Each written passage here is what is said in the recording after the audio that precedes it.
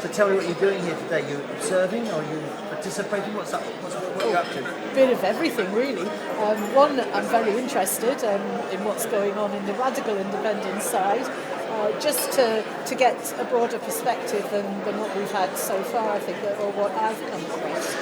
But also, the Clacks Women for Indie podcast, we've been doing some recording, a little bit of interviewing here and there. You'll remember the last time we met, you gave us some tips on how to do that, so I've been using those. Were they any good? That's the question. They were very good, yes, they're very helpful.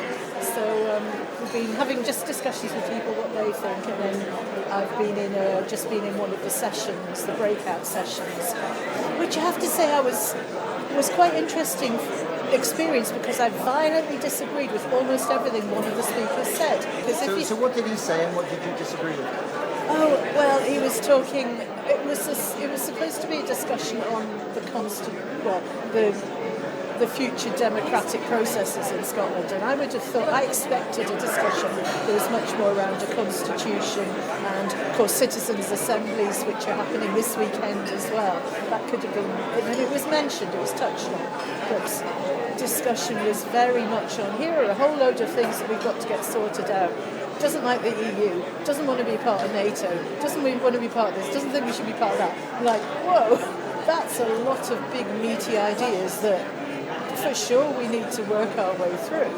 But there was quite a split in the audience as to whether those were things that an independent country would ask itself those questions afterwards, or should it be part of the debate around independence. And difficult to tell what the split in the room was, but there was certainly a few people who thought... See, it's actually a problem in the whole of politics now, isn't it? Because what really comes down to it is that everybody wants their bit. Yes. And they're not prepared to come over the other side and take a bit of that. And then when you look at the way that the Labour Party in general micromanages, if you go back to Gordon Brown's time, I mean, he wanted to check the temperature of your tea water, every fine fibre of the being. And that kind of thing that Jeremy Corbyn's doing, we'll do this first, and then we'll do that first, and we'll do that second, it doesn't really, and you've got a whole pile of things, but the thing we've got to have is independence. Yeah, because that's what everything else flows from that. But what was quite interesting was a guy who's just come up from England today was saying, a great idea, what about republicanism? And I'm thinking, a federal Scotland, how long have we been talking about that? That ship has sailed. And you see, that's the fob-off we get from the Liberal Democrats as well, isn't it? It's like that. But what I did think, though, is because I had quite a violent internally violent reaction to what he was saying, that's made me curious about, I'm going to go and find out more about some of these things and see what it is that I so disagreed with, because it might be that actually it's just I hadn't thought about it, and maybe I just need to think some more. See, the bother with the EU, frankly, I'm on the side of the EU. I think we should be a part of it, and I think we should embrace it and we should make it better.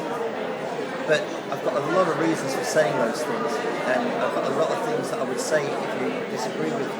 But that's fine if you want to disagree with me, I don't mind. No, I agree. But it's the thing is, what I really strongly feel is that unless somebody says, look, here's the alternative, there isn't an alternative.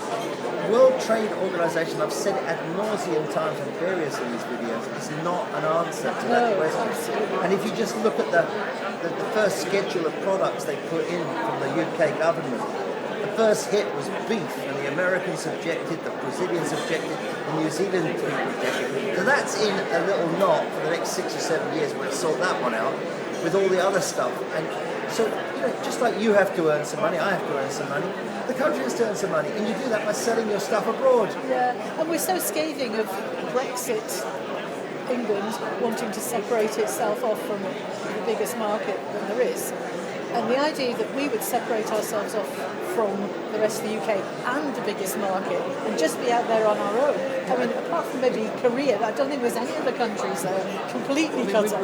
It's not only the money, it's the cultural aspect and the drawing of people together. And heavens forbids, we do not want another war. And when we met in Clackmannanshire, exactly what Keith Brown, a man who's been in the military, said, try an absence of peace, if you will. Absolutely, and that's the bottom line with the EU. And one of the things that Jonathan said that I do know why I disagree with him, he said it's big countries treating small countries badly, and I thought, look at the way they've treated Ireland. Look at the way they're supporting Ireland, backing Ireland. Ireland right now Wouldn't we have had that support in these last 3 years? Wouldn't it have been wonderful? I mean, we just stretch this conversation a little bit more. Because, you do hear, and I hear them because they speak to me, and sometimes I record them, they want UDI. And now I remember that from Rhodesia, which turned into Zimbabwe, which was Ian Smith and Harold Wilson. I'm old enough to remember the discussions and all that. But UDI, Unilateral Declaration of Independence. But the English state was just below us, and they've got all the guns and everything. Well, we may have their nuclear weapons stashed at Basseline, but we can't really drop those on them anyway. So, you see what's happened in Catalonia, and don't think it wouldn't happen here. Well, and that's the precious thing for us, is that we're trying to achieve our independence without a single shot being fired.